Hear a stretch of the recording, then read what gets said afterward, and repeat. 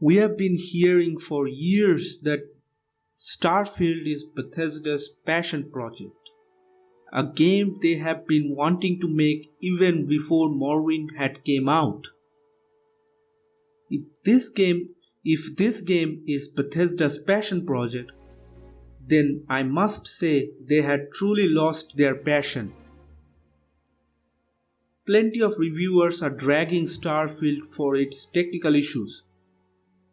While it is true that Bethesda should not get a free pass on stuff just because they are Bethesda, I was prepared to accept certain level of jank if it meant experiencing an inspired world. What really kills this game for me is that the setting is extremely boring. It is a hazardous collage of Space Frontier tropes. And you know what? That would have been fine. Tropes can be effective when wielded in service of a strong creative vision. But here, there is no greater vision. There is nothing to this setting beyond the tropes that is used to serve in its foundation. Let's talk about the tone for a second. The game has an extremely bland trope. This aggressive blandness persists at every scale. We have planets that runs the gamut of environmental conditions, but none of them impose any meaningful gameplay changes, aside from gravity effect on jump height, which is basically the lowest hanging fruit. There is nothing in this environment that inspires variation on the 10 or so prefabricated structures that we can encounter, or even have an influence on handful of flora and fauna and feature assets that can populate the game's tragically samey landscape. One of the foundational aspects of space exploration as a genre is exploring how extreme conditions shape strategies and societies. Starfield cares so little for this relationship that it borders on immersion breaking. I expected that Starfield would rely on repeated assets to some extent, and the exploration would lose some of its shine once you exhausted the list of things to encounter. But what I didn't expect is just how short this list would be, or how sloppily curated it would be in context of this game's environment.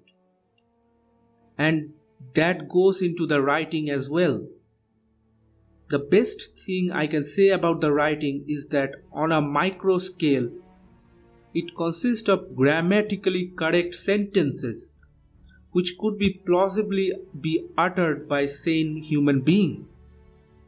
But beyond that, it's shot through the same listlessness that permeates every other aspect of the game. The main common thread between all of the quests in this game is that the scenarios have the potential to be interesting and memorable, and the writers probably do have the chops to deliver, or maybe they not. I don't know. I don't think Emil Pagliarulo does have any more talent left in his tank. But instead, they just settle for mediocrity. They're writing with an expectation that they won't be held accountable to high standards, especially in the wake of Baldur's Gate 3's incredible writing in terms of dialogue. Situations just don't have to make sense in this game. Commentary just don't need to be thoughtful. Narrative potential doesn't yearn to be realized. Dialogues in these games are just there to point towards the next gameplay. I feel like the writers have just wrote a few words and move on to the next contrivances. More and more I feel like Bethesda views their game as theme parks. They are not writing a story. They are building a bunch of rides and doing the bare minimum necessary to shuffle people from one place to another. That type of gameplay design works for some games like in Elder Scrolls, where most of the writing is in the lore. But in this game, it just doesn't work. When the rides aren't even that fun, Starfield uses humdrum recycled assets to stimulate a humdrum recycled setting. None of the components do anything to support each other. Not the world building, not the environment, not the gameplay, not the writing. Every part of this game talk past every part. And if you care to listen, you will find that they are just rambling drunkenly about the weather. This results in a joyless, colorless, less memorable environment that only goes into length in order to insult the player's intelligence. I truly believe Bethesda can do better than this, but I feel like they probably won't, because I don't think they care, because they don't think they have to. And apparently, the professional shame isn't enough of a motivator for them. They think that the mods will fix all of this, and I just can't excuse them any more than I have already excused them in their previous games. Starfield is a placeholder world that feels like a cardboard cutout in a children's playroom for kids to play pretend with. Two houses and a barn are meant to be quote unquote city, and the lifeless dolls positioned around the world meant to be the people. The NPCs in this game have a very extremely basic and outdated AI behaviors. Many quests are random bullshit that does not make any sense, or desperate to push themselves onto you even though it is completely unrealistic. Corners have been cut in every aspect of the gameplay, from shipbuilding to outpost to combat to exploration. And this whole joke of a game is littered with awful bugs. As always, developers at Bethesda are doing the bare minimum to ensure their bottom line, and hoping that the modder would somehow save their even below mediocre game. Starfield should have at least 10 planets, not 100 empty ones. Why not stick to our solar system and maybe have couple of moons? The ship combat is one of the most disappointing aspects of the game. Honestly, it is pretty disappointing. I hate that there is no seamless takeoff, and the landing when arriving at a space station and docking or landing in general don't have any seamlessness to them. Games like Elite Dangerous do this well, and it just let you down every time you are forced into hearing another cutscene when you do get off or get on the space station. The ship combat in this game is almost non-existent unless you choose to do bounty missions or, like myself, join a ranger group who has access to do mission boards that gives ship combat missions. There is no manual travels from one planet to another. It is very much aim the direction you want to go. Now either get a cool 5-second gravity jump cut scenes or another loading screen depending on how you select to travel. There is no proper space travel exploration when you simply just fast traveling from one planet to another or one system to another. It does not feel like you are actually traveling around the space. Don't get me wrong, you do have occasional chance of being jumped by pirates. Even then, if it's just meh, 9 times out of 10, when you try to attack a ship, you will be instantly be locked onto by all of its allies and be nuked in seconds. You can't sneak into enemy's ship as once you have boarded and open the door when they know you are already there instantly. Even if you have a camouflage armor like myself that allows you to cloak into surroundings. Let's talk about the ground combat. Movement as a whole feels a bit lacking. I don't know how to describe it other than it feels like your character just doesn't belong there. If you ever made a game with Unity, it almost feels like the default running animation you can import. The running animation are goofy and same with super slow walking too. The worst part is you still can't keep up with NPCs. You either run faster or walk slower.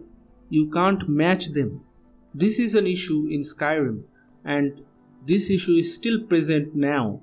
When in combat, I often find myself having to switch between multiple weapons to kill a small group of bad guys. I have just been to an outpost and cleared out 9 enemy AIs, and I have used over 4 different weapons, putting upward of 75 rounds with each person. Whereas the enemy leaders took over 300 rounds. Yep, 300. And no, I did not keep missing. I even had a weapon that inflicted extra damage each second. The worst part is that leader could kill me in 2 rounds. I picked up her gun after killing her, and I had put 50 plus round into level 12 NPC. And the leader was level 30. Like, in this game, you don't get any essential reward after killing a big NPC or a big bosses, because the weapon you do get from those enemies are not that useful and are not that damage inflicting as they are on the hands of those enemies. I get this is a futuristic game and they are meant to be a space weapons. But come on, no one find this type of leveling system fun. I feel like this is worse than Oblivion's leveling system. Stealth just doesn't seem to work. I have tried with level 2 in stealth, and unless you have been wanting to use a long range weapon like sniper or equinox, you are just not going to do any damage. I am also extremely let down by the fact that there is no kill animation at all. It's just the same 3 hack and slash moves with most melee weapons. And I don't understand why can't I dual wield them. The enemy can easily combat your melee attacks by hitting you with guns, forcing you to not being able to move properly or attack. This allows them to just dump you with rounds. Combat feels like there is no fluidity. It almost like 2 objects rubbing together at the best of times. Nothing flows or feels like I'm playing Halo with bashing or shooting. And one of the worst aspects of this game is the UI. I'll keep it short and sweet. I initially liked the design of the UI, but I feel it is very overwhelming and not user friendly at all. At times it gets in the way and there is a lot going on that is distracting. There is also so many cutscenes and you can't just skip them. Like if I have to board the ship, there will be a cutscene. Take off the ship, there will be another cutscene. Open my map, locate where I want to go, aim, press, there's another cutscene. Then find out the settlements or location using the map. Press R again, which opens another cutscene. I have to land, which opens another cutscene. Then I have to exit the ship, which opens another cutscene. Like so many goddamn cutscenes. I feel like this game is bloated as hell. Like, I get they want to convey a huge universe, but when one city per solar system to visit, you still have to make me enter another solar system, zoom in, find out the city, fly to the planet, get scanned, go back to the planet, find the city again to tell it to land. Like, I don't feel like this game feels big at all. It's just that it's very shallow. It is a cheap way to make it feel like the extra travel time, when in fact you just don't want to show that the overall total exploration area isn't as big as you hope to be by the end of the development. Space travel and surface travel are a pain in the ass, especially when it's goddamn easy to get outnumbered and so goddamn hard to find a kiosk or store to sell weapons or anything. Consequently, the majority of Starfield's world are lifeless and barren.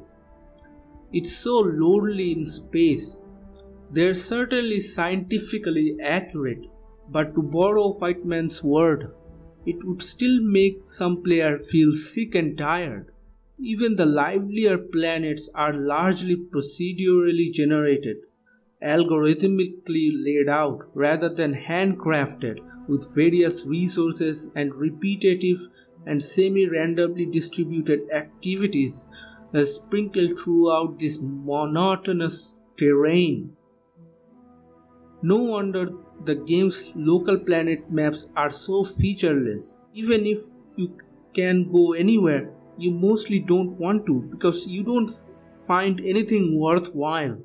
Even Starfield's go anywhere aspect is somewhat less expansive than some players might have hoped for. The gameplay relies on you using a menu-based fast travel, which I feel like one of the worst aspects of this game. I don't feel like the fast travel system itself is bad, it's just that the game has such a poorly implemented this system that it makes the games worse by design. Overall, Starfield is a pretty shallow, surface level disappointing of a game from a studio of Bethesda's caliber. They have been going downhill since Skyrim. After Skyrim, they have not made a single great game in my opinion. Fallout 4 was kind of fun, but other than that, I have not enjoyed any of their game since Skyrim. And I don't feel like Elder Scrolls 6 will be any good if this is the trajectory Bethesda wants to go. They have to go into the drawing board and have to reduce some of the staff members, lay off some of the staff members, and have to make a shuffling and reshuffling of their staff members. Otherwise, they won't change. The quality will remain the same as it is in Starfield. That's it for today's video. Thanks for watching.